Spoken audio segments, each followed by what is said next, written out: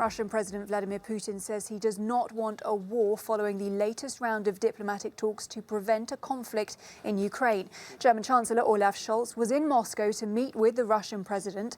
The leaders discussed Russia's troop build-up along the border of Ukraine and the controversial Nord Stream 2 pipeline. Scholz said there were positive signs of a de-escalation of tensions following news of the Kremlin pulling back its troops from Belarus. The diplomatic options are far from exhausted. The task now must be to work resolutely and courageously towards a peaceful resolution of this crisis. The news that some Russian troops are being withdrawn is in any case a good sign. We hope that more will follow. Now, Russian President Vladimir Putin said that he was open for negotiations to ease tensions, but once again called on NATO to consider Moscow's security concerns. We are ready to work further together. We are ready to go down the negotiations track. But all the questions should be, but all the issues, as stated earlier, should be considered as a whole. Well, let's head straight to Moscow, where our correspondent Galina Polonskaya is tracking the latest developments for us. Galina, both Scholz and Putin repeating positions that we've heard before at that press conference. So was there any significant breakthrough at these talks? Good evening. Well, there was no breakthrough, but no one actually expected it to happen. We've heard some very important messages that the dialogue continues and that Russia wants to stay on the track of the negotiations with the West. That's what Vladimir Putin told today during this press conference. And we've heard that Olaf Scholz found some troops being pulled out back to their bases as a positive sign, and he wants this to be continued.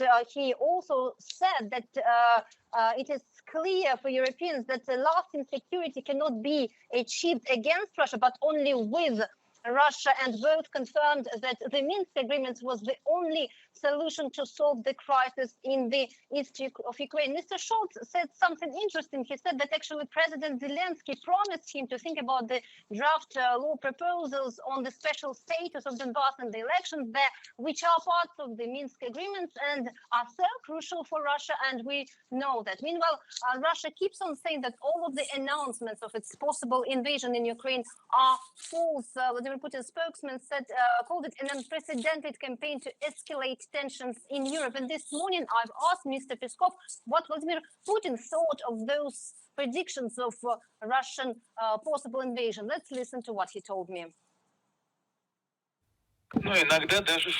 Sometimes he even jokes and asks to know if the exact time when the war will start is published anywhere.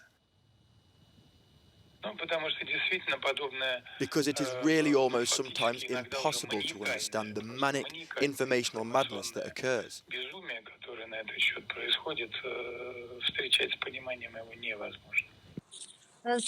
Yes, the path of the dialogue is open, but of course Russia underlines that it is ready to talk only if its concerns are being taken into consideration.